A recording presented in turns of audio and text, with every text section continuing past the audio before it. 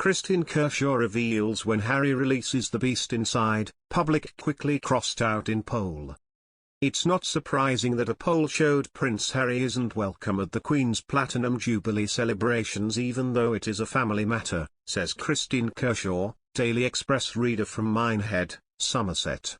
He treated his family with contempt, with the Queen possibly the last to hear of his departure. That interview with Oprah Winfrey, showering hurt on his family while Prince Philip was so ill and the Queen distressed. Then he said he wants to make sure the Queen is being well looked after in another slight to his closest family. James says Harry is a great example to young people. I think not. Sussexes will make Queen's Jubilee all about them. The Sussexes should not come to the Queen's Platinum Jubilee. It will turn into the Harry and Meghan show. They turned their backs on the UK and Harry is still having digs at his father and brother, says Linda Talbot from Craghead, Co-Durham. Meghan has the nerve to talk about service at the Invictus Games. What does she know about it?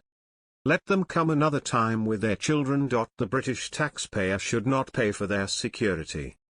Arrogant prince now wears Camilla's unwanted crown. There was a time when Camilla was the negative element in the royal family, but that crown now sits squarely on Harry's head.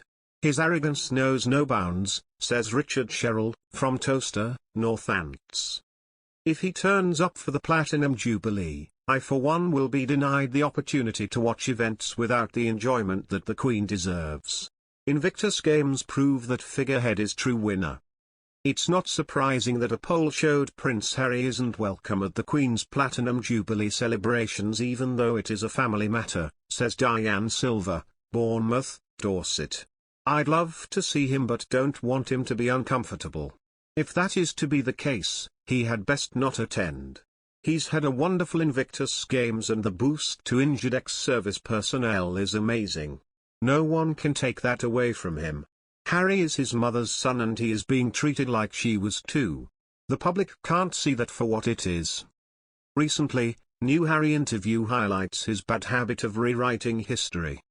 A new interview with Prince Harry highlights a bad habit that he is struggling to shake. He seems to be unable to resist rewriting history.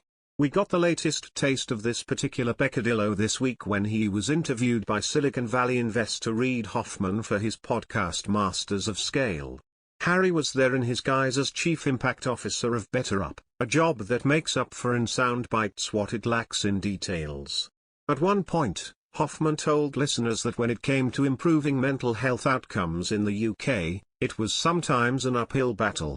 Harry concurred, saying that when it comes to the United States versus Britain, the cultural differences, they're immense. You talk about it here in California, I'll get my therapist to call your therapist. Whereas in the UK it's like, therapist? What therapist? Whose therapist? I don't have a therapist.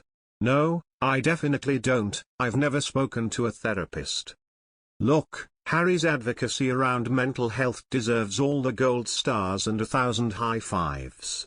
He has shown great courage in making himself so vulnerable and talking about his own experiences, and his commitment to trying to help others is irreproachable.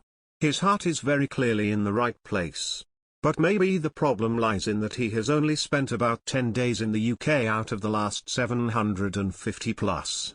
Maybe if he went back a tad more he might remember that, sure, he has become a polarizing figure in the UK, but when it comes to his mental health work, the entire country is behind him.